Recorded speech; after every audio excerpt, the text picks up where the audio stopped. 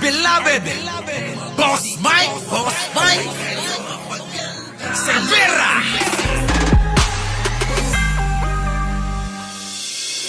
Bulaga ako to.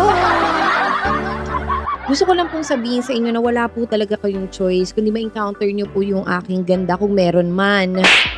No, kasi talagang this is my job for Boss Mike Cervera. I have been working for him for the longest time, and even my husband, no, I am managing his social media accounts, no, and in behalf of him, I'm doing his contents, I am researching for topics for him, and I am the one uploading his videos in his channels. So darating po talaga ang time na ako lang po talaga yung makikita nyo. Ako lang talaga! Pilingeray ng Kinyong channel.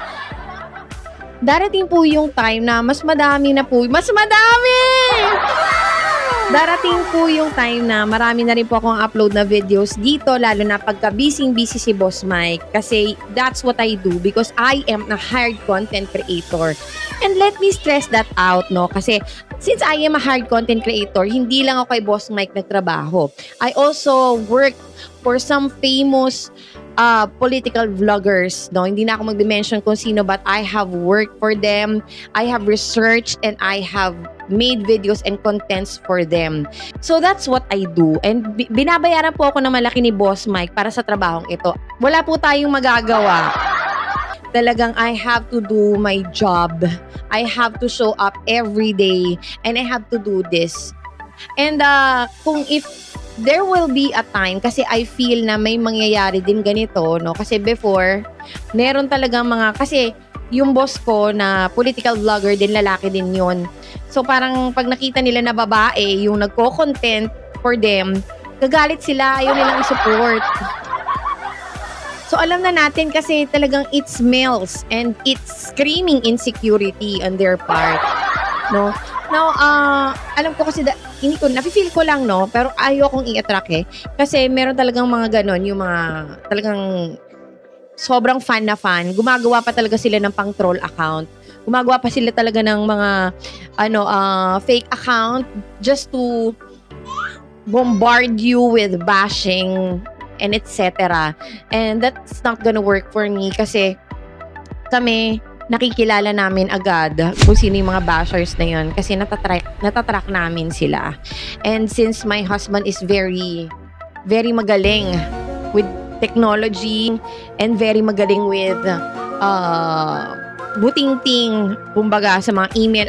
Actually, if you lost your password, kayang-kayang i-recover ng asawa ko yon, no? So natatrack namin kung sino yung mga bashers na yon, no? So yun lang, sana rin yung mga kapwa nating babae, most especially, and I'm an advocate of women supporting women. Advocacy ko po talaga yon kasi ever since talaga I am for women, I am cheering women, I am for supporting women. So sana lahat po, karamihan po ng mga babae sa mundo, kasi advocacy ko po to, I've done groups, no?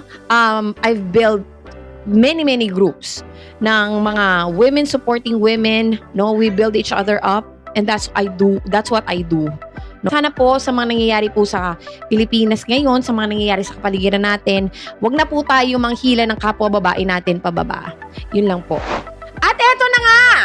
By the way guys, magandang umaga, magandang hapon, magandang gabi, saan man dako ng mundo naroon kayo. At syempre magandang buhay na rin para sa ating lahat. At eto na nga ang ating topic for today. Muling inihain ni Senator Ronald Bato de la Rosa ang isang bill na naglalayong magpataw ng parusang kamatayan para sa mga mapapatunayang sangkot sa mga anomalya ng gobyerno.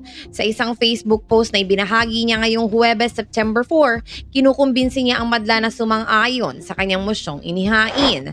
Yesterday, I filed SBN 1343, an act imposing death penalty for the crime of plunder. Saad ni Senator Bato, pagpapatuloy niya pa, tignan natin kung sino ang haharang nito. I move for the swift passage of this law. Umani naman ang samot-saring komento mula sa netizens ang paghahain ng naturang panukala ni Senator Bato na parusahan ang mga mapapatunayang plunderers sa gobyerno. Mista, I am not a Filipino citizen but I would second that. Looks like they do not have a sense of accountability. Kawawa naman ng mga Pilipino, saad ng isang netizen. Comment naman ng isa, death penalty and speedy trial within 1 month dapat para may desisyon na po. And death by hanging must be executed sa Town Plaza. Pag nagtatagal ang trial, umabot sa bagong administrasyon, bali wala na. Naku, Sen, dapat po talaga mapasayan. Sobra na po ang kurakot ngayon. Dapat nga kila Diskaya kuyugin ng taong bayan sa dami ngayon ng perwisyo tuwing uulan. Say naman ng isa. Chika pa ng isa, go Senator Ronald Bato de la Rosa, yes for death penalty. Matatanda ang una nang nagpahayag ang senador noong July 2025 sa kanyang panukalang ibalik ang death penalty. This bill has become more than a campaign promise or a legal stand, but the realization of our commitment to those families left behind by the victims of crimes involving drugs, saad ni Senator Bato. Dagdag pa niya, it is our declaration of war against drugs that has destroyed our country, have caused violence, and national insecurity.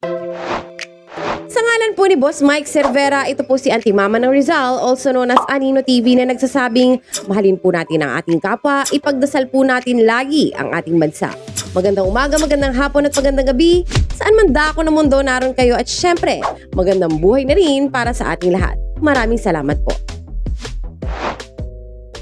Our beloved Boss Mike Cervera.